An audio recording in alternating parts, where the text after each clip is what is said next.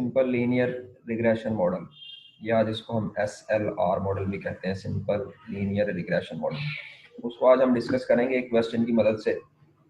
तो उम्मीद है कि आपको बड़ी अच्छी तरह से समझ आ जाएगा। अगर इसके अंदर फिर भी कोई किसी किस्म की कन्फ्यूजन हो, कोई क्वेश्चन हो, तो आप वो कमेंट सेक्शन में पूछ सकते हैं। ये ऊपर मैंने कुछ फार्मूला लिखे हैं, ये याद करने ज़रूरी है। अगर आप ये याद कर लेंगे तो ना सिर्फ आपके सिंपल लीनियर में काम आएंगे बल्कि आगे भी जाकर काम आएंगे। सबसे पहले तो ये सिंपल लीनियर मॉडल का ही फार्मूला है, y is equal to B not plus B one x. यहाँ पर बी नॉट जो है वो y bar minus b one x bar के बराबर है, और बी वन जो है ये एस एक्स वाई और एस एक्स स्क्र। ये सारे फार्मूलाज आपको जुबानी याद करने पड़ेंगे। एक्स बार का फार्मूला है summation x over n, y bar का summation y over n, S x y है summation x Y minus N x bar Y bar, S x square या कुछ लोग इसको एस एक्स डॉट एक्स भी लिखते हैं, summation x square minus n into x bar का square. इसी तरह S y square summation y square minus n y bar का स्क्र। तो अगर आप इन तीनों फार्मूलाज को देखें तो ये आपको बड़ी इजीली याद हो जाएंगे। S x y, S x square और S y square. S x y जो है वो समीशन, उसमें समीशन एक्स वाई आएगा, एस एक्स स्क्र में समीशन एक्स स्क्र आएगा, और एस वाई स्क्र में समीशन वाई स्क्र आएगा, माइनस एन के साथ उनके जो एवरेज वैल्यूज हैं, जो बार है, वो मल्टीप्लाई होंगे दो दफा। N multiply by x bar bar Y bar, यहाँ पर n multiply by x bar का स्क्र और यहाँ पर वाई बार का स्क्र। सिंपली आप कह सकते हैं जो चीज़ एस के साथ आएगी वो एन के साथ यहाँ पर मल्टीप्लाई होगी, उसकी बार। नेक्स्ट फार्मूला है TSS का। TSS के दो फार्मूले हैं, TSS is equal to SSR plus SSE, या फिर TSS सिंपली SY स्क्वायर के बराबर होती है। SSR जो है वो B1 मल्टीप्लाई बाई SXY के बराबर है, और SSE जो है that is equal to TSS minus SSR। उसके बाद कोफिशिएंट ऑफ डिटर्मिनेशन यानी आर स्क्वायर का फार्मूला, इसके भी दो फार्मूले हैं, SSR ओवर TSS। बाज़ जगहों पर मल्टीप्लाई बाई 100 भी लिखा होता है, वो लिखे ना लिखे कोई मसला नहीं। दूसरा इसका फार्मूला है R square is equal to 1 minus SSE over TSS। उसके बाद टी टेस्ट का फार्मूला है t test for beta one, B1 minus beta one over SB1। और अगर ये ही हो बी नॉट के लिए तो फिर टी आएगा b naught minus beta naught over SB naught. अब यहाँ पर SB1 और SB नॉट के क्या फार्मूले हैं? SB1 का फार्मूला है SE square over SX square. SX वही जो हमने ऊपर निकालना है, SE स्क्वायर का ये फार्मूला है SSE over n minus one minus के यहाँ पर इंडिपेंडेंट वेरिएबल है, और ये SB नॉट का फार्मूला है, ये कॉन्फिडेंस इंटरवल के फार्मूले। तो इन सब फार्मूलाज को आपने जुबानी याद करना है, फिर आपके क्वेश्चन होंगे। तो यहाँ पर हम क्वेश्चन की तरफ मूव करते हैं। क्वेश्चन नंबर 1 है जी, a firm train employees to use computer program, a sample of trainees trained at the following performance. एक फर्म है अपने कंप्यूटर के प्रोग्राम की ट्रेनिंग करवाती है एम्प्लॉइज को। तो यहाँ पर उन्होंने ये आवर्स ऑफ ट्रेनिंग है और ये नंबर ऑफ एरर्स है। अगर वो 1 घंटा ट्रेनिंग करवाएं तो 6 एरर आते हैं, 4 घंटे ट्रेनिंग करवाएं तो 3 एरर आते हैं, एंड सो ऑन। सबसे पहले क्वेश्चन में हमें देखना होता है वेरिएबल इंडिपेंडेंट कौन सा है, डिपेंडेंट कौन सा है। तो यहाँ पर आवर्स ऑफ ट्रेनिंग जो है ये हमारा इंडिपेंडेंट वेरिएबल है, यानी इसकी वजह से एरर आ रहे हैं। अगर ये चेंज होते हैं तो एरर भी चेंज हो जाते हैं। फॉर एग्जांपल हम एग्रीकल्चर से बिलोंग करते हैं, तो उसके अंदर हम क्रॉप यील्ड चेक करना चाहते हैं फर्टिलाइजर की बुनियाद पर। हम फर्टिलाइजर देते हैं तो यील्ड में कितना चेंज आता है। तो यहाँ पर जो फर्टिलाइजर है वो इंडिपेंडेंट वेरिएबल होगा, और जो यील्ड है वो डिपेंडेंट वेरिएबल होगा। ठीक है, तो इंडिपेंडेंट वेरिएबल को हमेशा हम डिनोट करते होते हैं आवर ऑफ ट्रेनिंग। हमारे इंडिपेंडेंट वेरिएबल है उसको हम हमेशा एक्स से डिनोट करते हैं, और नंबर ऑफ एरर्स हमारी डिपेंडेंट वेरिएबल है उसको हमेशा हम वाई से डिनोट करते हैं। जैसे हमारे वाले एग्जांपल में फर्टिलाइजर जो है वो इंडिपेंडेंट वेरिएबल है, उसको हम एक्स से डिनोट करेंगे, और यील्ड हमारी डिपेंडेंट वेरिएबल है, उसको वाई से डिनोट करेंगे। ठीक है जी, तो ये क्वेश्चन में सबसे पहले आपने समझना है। अगर इंडिपेंडेंट वेरिएबल एक से ज्यादा हो तो फिर मल्टीपल रिग्रेशन लगेगा। अब यहाँ एक क्वेश्चन के पार्ट्स हैं, draw the scatter plot and identify the nature of relationship between two variables, fit the appropriate model, find standard. ये सारे क्वेश्चन हमने सॉल्व करने हैं अभी इस वीडियो के अंदर। तो सबसे पहले है ड्रा द स्कैटर प्लॉट। वो आप स्कैटर प्लॉट ड्रा कर देंगे, इंडिपेंडेंट वेरिएबल को एक्स एक्सिस पे रखेंगे और डिपेंडेंट वेरिएबल को वाई एक्सिस पे रख के प्लॉट ड्रा कर देंगे। जो भी लाइन आएगी, अगर लाइन सीधी आती है, ठीक है, तो हमारा सिंपल लीनियर मॉडल फिट होगा। इसकी सीधी ही आएगी, क्वेश्चन ही सिंपल लीनियर का। अगर लाइन में कर्व आए तो फिर हमारा पॉलिनोमियल मॉडल फिट होता है। तो यहाँ पर वो आपने कॉपी के ऊपर बना लेनी है, यहाँ पर वर्ड के अंदर नहीं आपको शो करवा सकता। हम स्टार्ट करते हैं सेकंड से, फिट द अप्रोप्रिएट मॉडल। ठीक है, तो अप्रोप्रिएट मॉडल लगाने के लिए सबसे पहले आपने क्या करना है, ये मैंने क्वेश्चन 1 की जगह छोड़ दिया, 2 का सोल्यूशन यहाँ से स्टार्ट होता है। ये मैंने वर्किंग पहले की है ताकि टाइम कम वेस्ट हो। एक्स का हमने सबसे पहले एक्स की सारी वैल्यू लिखनी, वाई की लिखनी, फौरन हमने एक्स स्क्वायर निकाल लेना है, इसी तरह वाई स्क्वायर निकाल लेना है और इसी तरह एक्स वाई निकाल लेना है। एक्स स्क्वायर कैसे आएगा, एक्स की ये जो वैल्यूज हैं इनका हम स्क्वायर लेते जाएंगे। ठीक है, 1 का स्क्वायर 1 आ गया, 4 का 16 आ गया, 6 का 36 आ गया, इसी तरह फिर वाई का आता जाएगा और एंड पे एक्स वाई यानी product of x and y दोनों को मल्टीप्लाई करते जाएंगे और यहाँ लिखते जाएंगे। जब भी फिट मॉडल डाटा दे के क्वेश्चन पूछा जाए, सबसे पहला काम आपने ये कर लेना है, एक्स स्क्वायर वाई स्क्वायर और एक्स वाई निकाल लेना है। ठीक है जी, ये वाई एक्स वाई हमने निकाला है, 6 multiply by 1, 3 multiply by 4, 12, 6 multiply by 2, ये सारी वैल्यूज निकालनी है। अब यहाँ पर इनका फौरन आपने सब सम कर लेना सबको, इसमेशन एक्स आ गया, इसमेशन वाई आ गया, इसमेशन एक्स स्क्वायर आ गया, इसमेशन वाई स्क्वायर आ गया, इसमेशन एक्स वाई आ गया। यहाँ पर अगर आपकी गलती हो गई कोई कैलकुलेटर चलाते वक्त, तो एंड तक तो सारा क्वेश्चन फिर गलत होगा।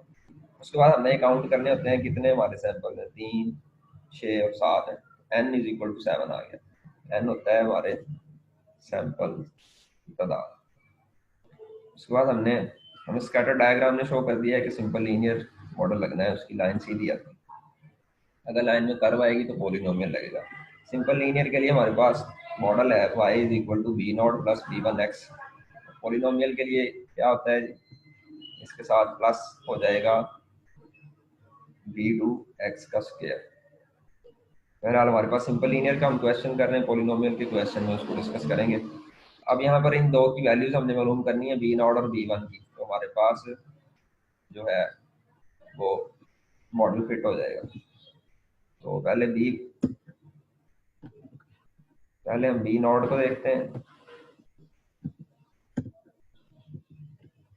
बी नॉट का फार्मूला है जी, ऊपर जो मैंने आपको कहा है कि फार्मूले आपने याद करने हैं, y bar minus b one x bar. B naught का ये फार्मूला है, यहाँ पर वाई बार हम निकालेंगे, फिर एक्स बार निकालेंगे, बी वन, तीनों चीजें हमारे पास नहीं है। वाई बार हमने यहाँ पर निकाल लिया, summation y over n, summation y हमारे पास 28 था, एन 7 था, 28 डिवाइडेड बाई 7, ये हमारे पास और आंसर आ गया। एक्स बार हम निकालेंगे, समेशन एक्स 25 है डिवाइडेड बाई एन 7 है, तो 3.57 हमारे पास जवाब आ गया। कैलकुलेशन मैंने पहले कर ली ताकि टाइम की बचत हो जाए। ठीक है, तो ये वैल्यूज हम यहाँ पुट करेंगे। बी वन भी नहीं है हमारे पास, बी वन का formula S x Y over S x square. S x y जो ऊपर फार्मूले मैंने आपको कहा याद करने हैं आपने, S x Y is equal to summation X Y minus N x bar Y bar. Summation X Y हमारे पास ये यहाँ पर देखें 67 है, हमने 67 पुट किया, minus 7 multiply by x bar 3.57 multiply by y bar 4। अब यहाँ पर गलती ये होती है कि हम कैलकुलेटर में सीधा सारा कुछ लिख देते हैं, तो वो गलत वैल्यू देता है। आपने पहले इन तीनों को मल्टीप्लाई करना है और फिर आपने 67 में से माइनस करना है, जवाब आ गया -32.96। ठीक है जी, इसी तरह एस एक्स स्क्वायर निकालेना, समेशन एक्स स्क्वायर हमारे पास मौजूद है 131, ये पुट कर दिया, एन 7 है, एक्स बार 3.57 का स्क्वायर है, जो डबल लिख दिया है, जवाब आ गया 41.79 एस एक्स स्क्वायर।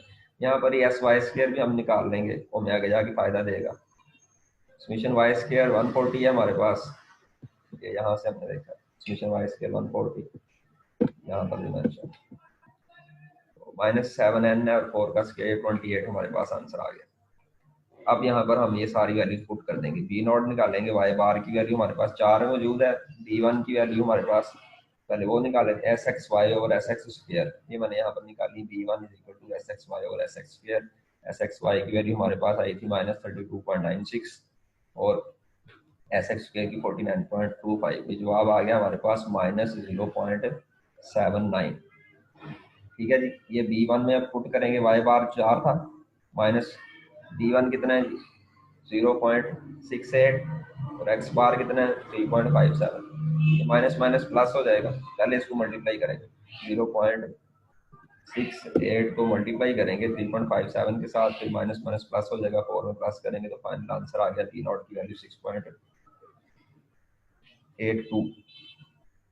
अब ये हमारे पास जो मॉडल है y is equal to B not plus B one x, यहाँ पर हम वैल्यूज पुट कर देंगे। बी नॉट की हमारे पास वैल्यू है ये 6.28 सॉरी 6.82 और बी वन की वैल्यू है ये 0.79, एक्स साथ वैसे ही ये हमारा आंसर आ गया यहाँ पर। यहाँ तक क्वेश्चन खत्म हो गया। फिट द अप्रोप्रिएट मॉडल, ये वाला जो क्वेश्चन था ये हमने मॉडल जो है वो अप्रोप्रिएट फिट कर दिया। बाद दफा पूछा होता है इसको इंटरप्रेट भी करें। इंटरप्रिटेशन अगर किसी क्वेश्चन में आई नेक्स्ट तो मैं आपको कुछ बताऊंगा इसको कैसे करते हैं इंटरप्रेट। यहाँ जितना पूछा था हमने कंप्लीट कर दिया। थर्ड क्वेश्चन है find the standard error of estimate and interpret it. Standard error of estimate SE को कहते हैं बेसिकली। यहाँ पर अगर ऊपर आप देखें यहाँ पर फार्मूला होगा ये SE square is equal to SSE n minus one minus K. ठीक है, तो SSE निकालने के लिए हमें ये फार्मूला चाहिए, SSE is equal to TSS minus SSR, और फिर ये अगेन TSS निकालने के लिए हमें ये फार्मूला चाहिए। तो इसको हम करते हैं जी क्वेश्चन नंबर 3 को।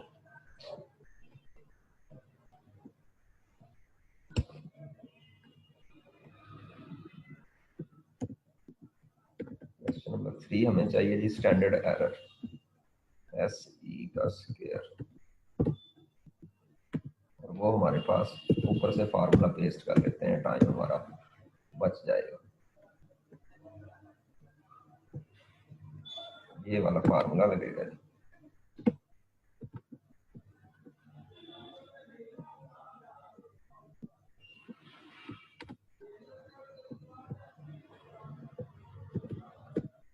ठीक है जी, अब हमारे पास यहाँ पर क्या क्या मौजूद नहीं है, SSE नहीं है, n हमारे पास मौजूद है 7, 1 मौजूद है, k इंडिपेंडेंट वेरिएबल हमारे पास 1 मौजूद है, इसलिए हमें SSE निकालेंगे। SSE का फार्मूला भी हम ऊपर से चेक पुट कर लेते हैं। ये वाले तीनों फार्मूले ले आते हैं।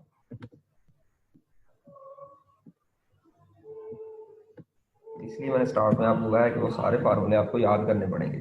SSE is equal to TSS minus SSR। अब हमारे पास TSS भी नहीं है, तो TSS किसके इक्वल है, SY स्क्वायर, जो हमने ऊपर निकाला हुआ है।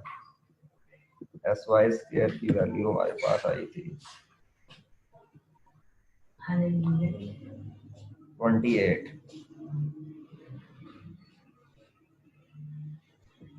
SY स्क्वायर 28 हमारे पास आ गया TSS। उसके बाद है जी नीचे SSR is equal to B1 multiply by SXY। B1 हमारे पास क्या है माइनस 0.79, ये जो हमने यहाँ पर वैल्यू निकाली है, और SXY की हमारे पास है माइनस 32.96 मल्टीप्लाई बाय माइनस 32.96। इन दोनों को मल्टीप्लाई करेंगे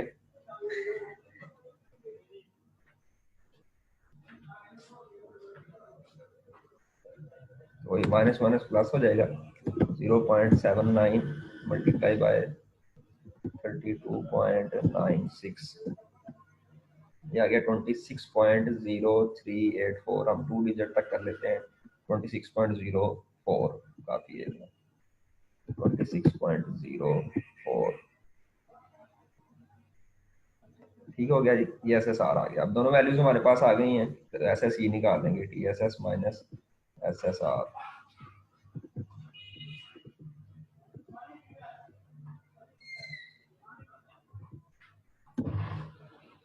SSE किसके इक्वल आएगा जी, 28 माइनस 26.04।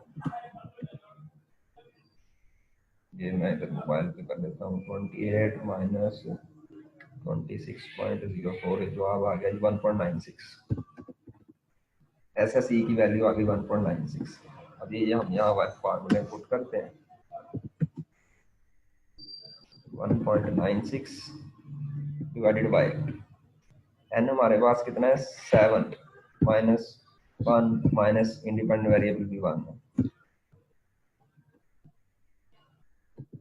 ये 7 माइनस किधर चला गया, इसके साथ ठीक है जी। अब ये 1.9 6 डिवाइडेड बाय 7 में से 2 गए 5, 1.96 डिवाइडेड बाय 5, ये जवाब आ गया 0.39। एरर हमारे पास आ गई 0.39। ठीक है जी, ये डिस्टर्बेंस हो गई इक्वेशन के अंदर, वर्ड रिस्पॉन्ड नहीं कर। बहरहाल हमारे पास ये स्टैंडर्ड एरर आ गई 0.39। क्वेश्चन हमारे पास उसने यही किया था, स्टैंडर्ड एरर को इंटरप्रेट करें और सॉरी फाइंड करें और इंटरप्रेट करेंगे। फाइंड कर लिया हमने, 0.39 आ गई है, इंटरप्रेट करेंगे।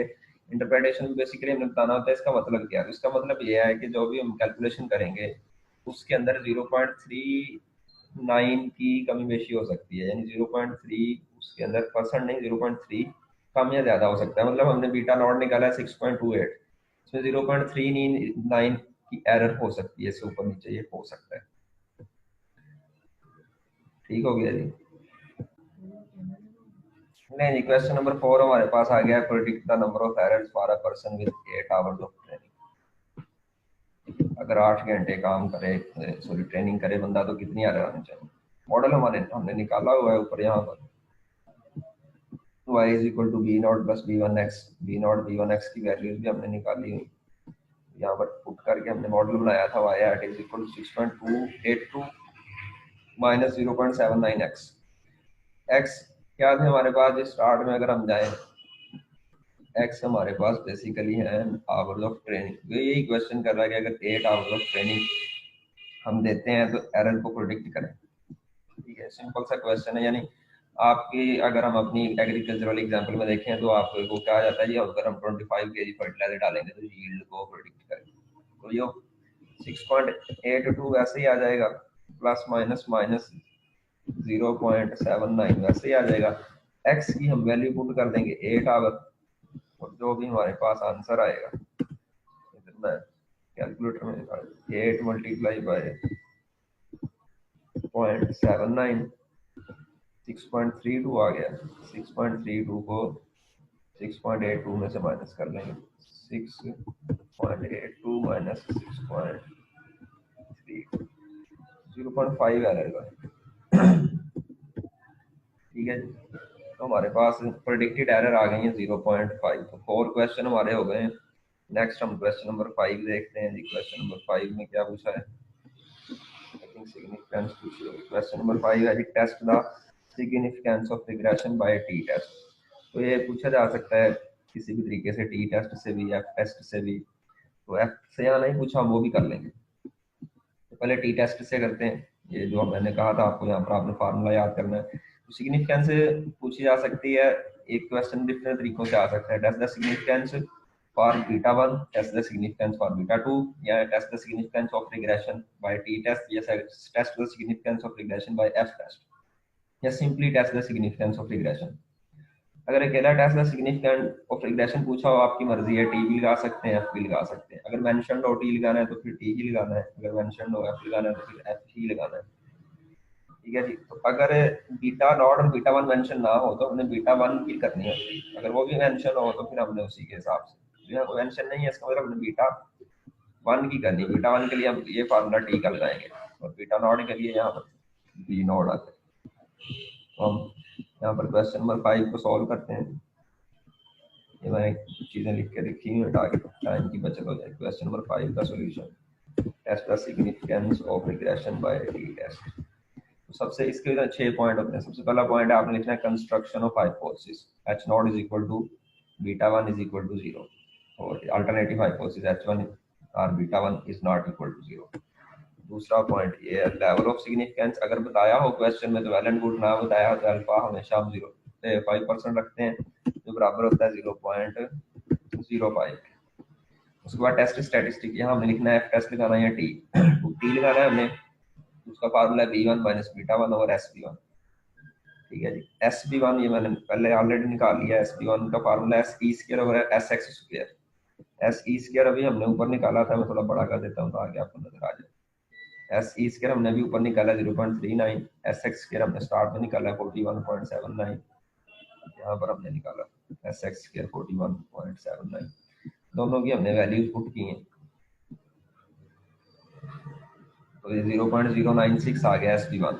ठीक है, ये एस ई स्क्वायर यहाँ दोबारा निकाल के दिखाया हुआ 0.39।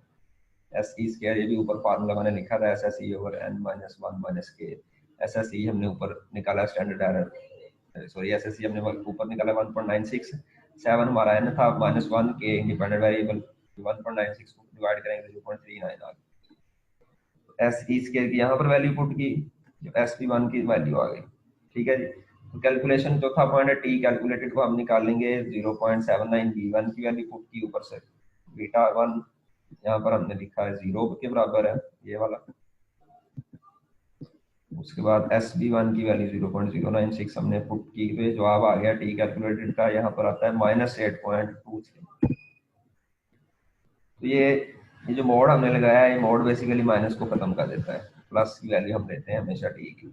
8.23 जवाब आ गया। दूसरा क्रिटिकल रीजन, उसमें टी टेबुलेटेड हमने कैलकुलेट करना होता है, उसका formula T alpha bye 2n-2 into degree of freedom. Alpha 0.05 था, डिवाइड किया 2 पे 0.025 हो गया इंटू पाई। ये टेबल से वैल्यू देखनी होगी, पेपर में आपको ऑलरेडी दी होगी, 2 पॉइंट समथिंग आता है, इस वक्त टेबल मेरे पास मौजूद नहीं है, बहरहाल 2 पॉइंट समथिंग आता है, ये इतना मुझे याद है। तो चूंकि टी कैलकुलेटेड टी टेबुलेटेड से बड़ा आ गया, तो हम कंक्लूजन में लिखेंगे since T calculated is greater than T tabulated, so we reject that not and concluded that there is significant relationship between income and expenditure नहीं आएगा, बल्कि यहाँ पर आएगा between hours of training and errors of employees, या simple भी आप लिख सकते हैं द मॉडल इज सिग्निफिकेंट। ठीक है, we concluded that the model is significant. ये क्वेश्चन के द्वार से हम अपनी स्टेटमेंट को बदल लेते हैं। एच नॉट बेसिकली हमें क्या कह रहा था, एच नॉट हमें कह रहा था बीटा वन 0 है, बीटा वन की कोई वैल्यू ही नहीं है। ठीक है, number of hours of training का कोई रिलेशन नहीं, तो हमने रिजेक्ट कर दिया, इसका मतलब है सिग्निफिकेंट रिलेशन है। फिफ्थ क्वेश्चन हमारा सॉल्व हो गया। सिक्स्थ क्वेश्चन क्या कहता है, find 90% confidence interval for Y intercept. तो ये इंटरसेप्ट के लिए पूछ सकता है, स्लोप के लिए भी पूछ सकता है। यहाँ पर फार्मूले मैंने लिखे हुए हैं, confidence interval for beta one, confidence interval for beta not. तो ये जो इंटरसेप्ट होता है बेसिकली आ गया, ये याद रखना है आपने, इंटरसेप्ट हमेशा बी नॉट के बराबर होता है। ठीक है जी, तो अगर सवाल में इस तरह से पूछ लेते हैं तो आपको ये पता होना चाहिए, जबकि जो आपकी है स्लोप जो है वो आपकी बी वन या बीटा वन के बराबर होती है। ठीक है जी, क्योंकि यहाँ इंटरसेप्ट पूछा है, इसका मतलब है B not, confidence interval develop करें 95% फॉर बी नॉट। इसको कॉपी करता हूँ मैं, यहाँ चले जाते हैं आगे। इसके बाद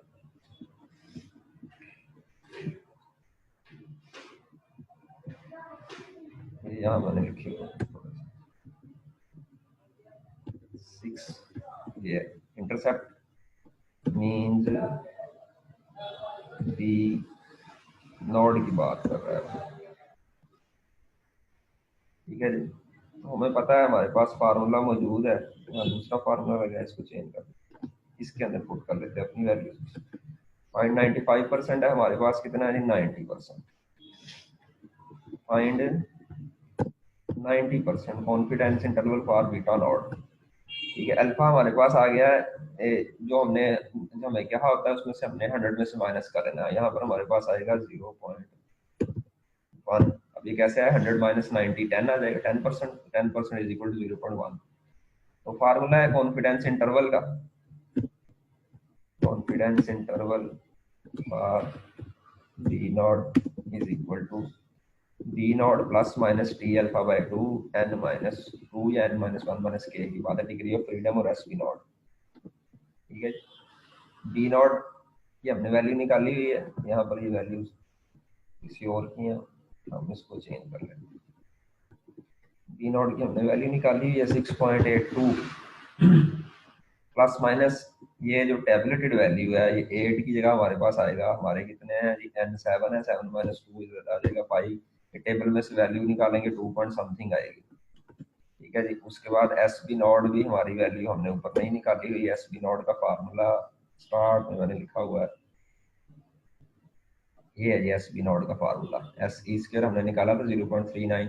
ये सारी वैल्यूज पुट करेंगे तो एस बी नॉट की वैल्यू आ जाएगी। वीडियो ऑलरेडी काफ़ी लंबी हो गई है तो मैं यहाँ पर नहीं निकाल रहा, आपने निकाल के यहाँ पर पुट कर देनी है यहाँ पर, ठीक है। सॉरी, एस बी नॉट यहाँ पर,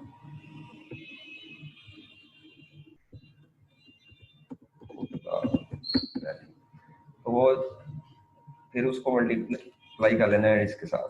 यहाँ पर जो भी जवाब आएगा उसको 6.82 में एक दफ़ा प्लस कर लेना, एक दफ़ा माइनस कर लेना, ठीक है। तो दो हमारे पास जवाब आ जाएंगे प्लस माइनस करने के बाद, इस तरह से जैसे ये दो आए हुए हैं 0.51। और उसके बाद हम लिखेंगे कि बीटा नॉट जो है उसकी जो बड़ी वैल्यू इस तरफ आ जाएगी, छोटी वैल्यू इस तरफ आ जाएगी, इसके अंदर अंदर रेंज आएगी।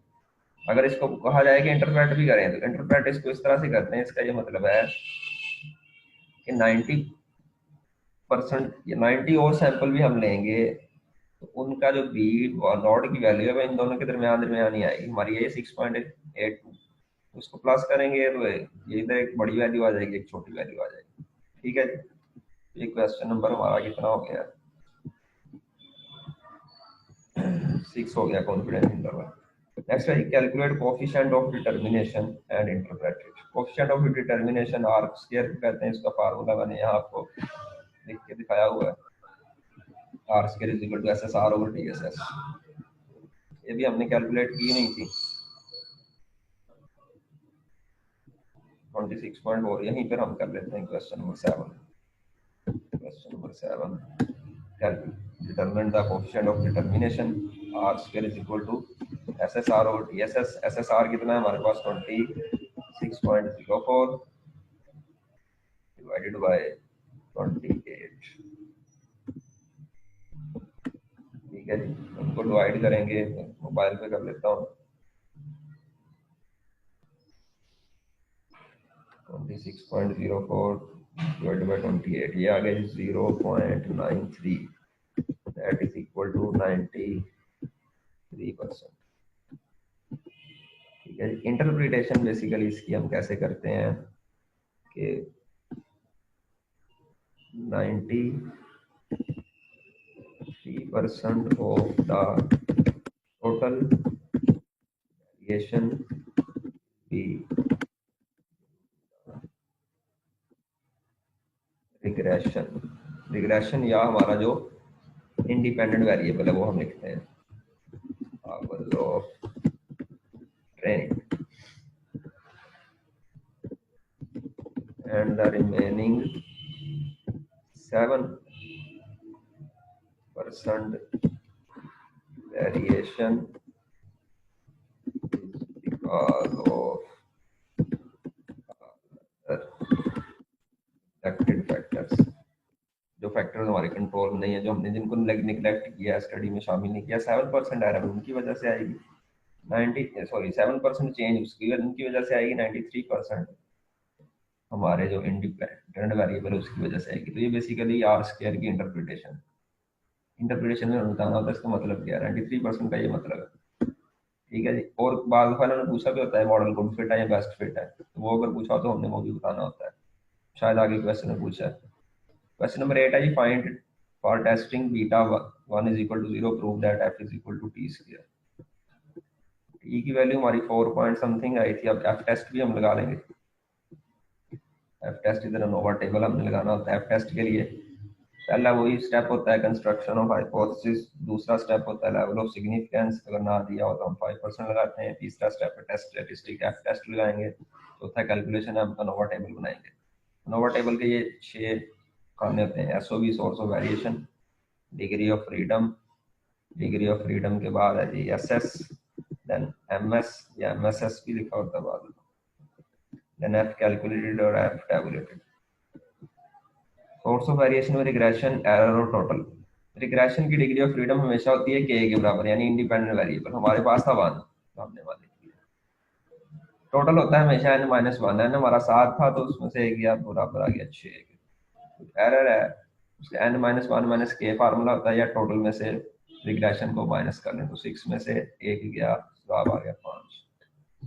उसके बाद है S S, S of regression यानी SSR हमने ऊपर निकाला था। SSR हमारे पास यहाँ पर आया था ये 26.04 26.04।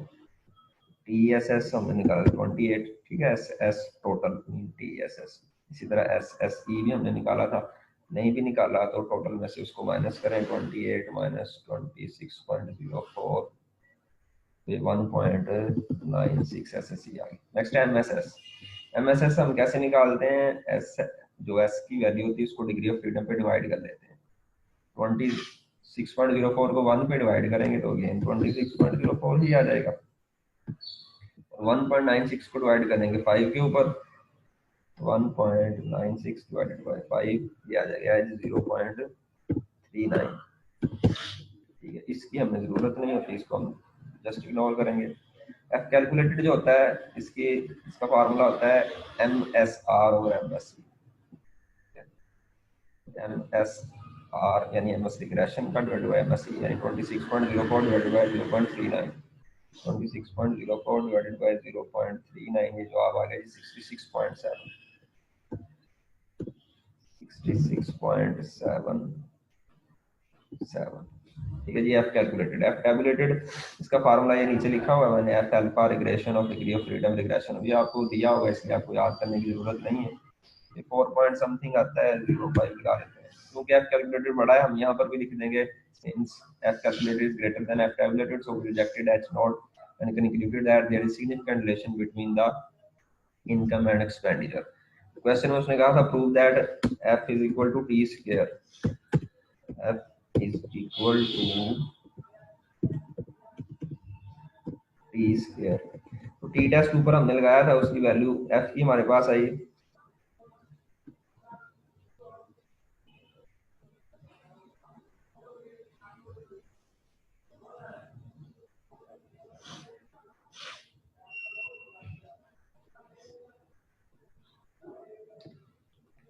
ठीक है जी। तो उसका आप स्केयर ले लेंगे तो ये हमारे पास आ जाएगा। उसके बाद हम मूव करते हैं नेक्स्ट क्वेश्चन की तरफ।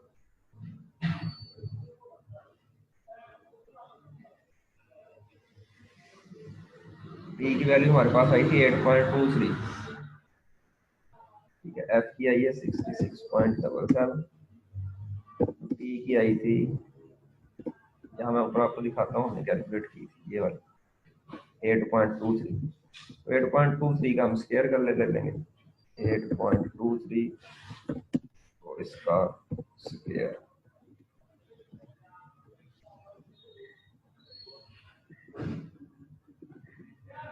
ये थोड़ा छोटा हो गया तो बड़ा कर दिया।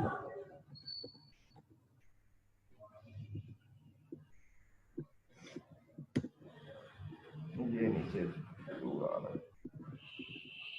इसको आप नीचे ले जाते हैं। तो ये 8.23 का स्केयर लेंगे हम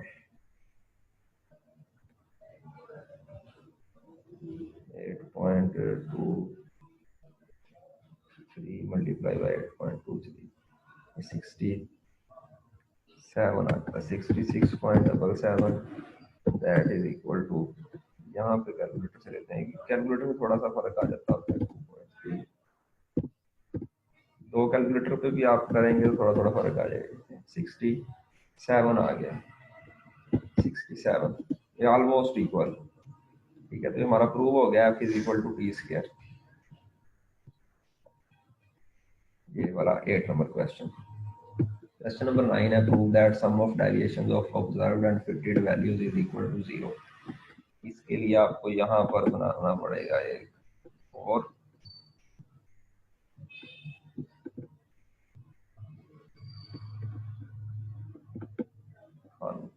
कॉलम यहाँ पर इंसर्ट करते हैं राइट साइड पे। यहाँ पर आपको निकालना पड़ेगा ई। ठीक है जी, ई बराबर होता है E is equal to small E Y hat minus Y. तो हमारा जो मॉडल प्रिपेयर हुआ ना, वाई हैट ये वाला is equal to 6.28 minus 0.79 into X. हम एक्स की सारी वैल्यूज यहाँ पर पुट करते जाएंगे, ठीक है, और पहले ये निकाल लेंगे वाई हैट का, यहाँ पर एक कॉलम बना लेंगे। उसके बाद जो असल वाई है उसमें से उसको माइनस करते जाएंगे, ठीक है, और एंड पे सबका सम ले लेंगे और तकरीबन जीरो के इक्वल आएगा। ये हमारा इस sum of deviation of observed and fitted value, ये ऑब्जर्व्ड वैल्यू है, सॉरी, ठीक है, वो फिटेड वैल्यू होंगी, तो उनका सम कोई माइनस में आएगी प्लस में आएगी, तकरीबन जीरो आ जाएगा। तो ये हमारा क्वेश्चन सॉल्व हो जाएगा। तो उसके बाद लास्ट है जी, इज मॉडल बेस्ट और गुड फिट। ये हमने आर स्क्वायर निकाला था, वो हमें बता देता होता है मॉडल गुड फिट है या नहीं है। यहाँ पर हमने आर स्क्वायर निकाला था, ये 93%। तो हम क्वेश्चन नंबर 10 का जवाब लिखेंगे।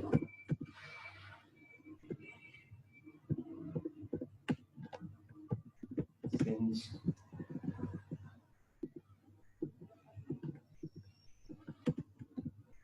r square is greater than 75%, so model is best fit। ठीक है जी, ये अगर आर स्क्वायर 75 या से ज्यादा हो तो बेस्ट फिट होता है, अगर 75 से कम हो, 60 से ज्यादा हो तो गुड फिट होता है, अगर 60 से कम हो तो नॉट गुड फिट होता है। तो ये हमारे सारे क्वेश्चन हो गए हैं, क्वेश्चन नंबर 1 के सारे पार्ट्स हो गए हैं। इनमें कोई किसी किस्म की कंफ्यूजन हो, कोई क्वेश्चन हो तो आप पूछ सकते हैं कमेंट सेक्शन में, मैं पूरी कोशिश करूंगा उसकी जल्द से जल्द रिप्लाई देने की। और नेक्स्ट क्वेश्चन हम फिर सुबह इंशाल्लाह करेंगे। तो हमारे साथ कनेक्ट रहेगा, दुआओं में याद रखिए। Thank you so much. Allah हाफिज़।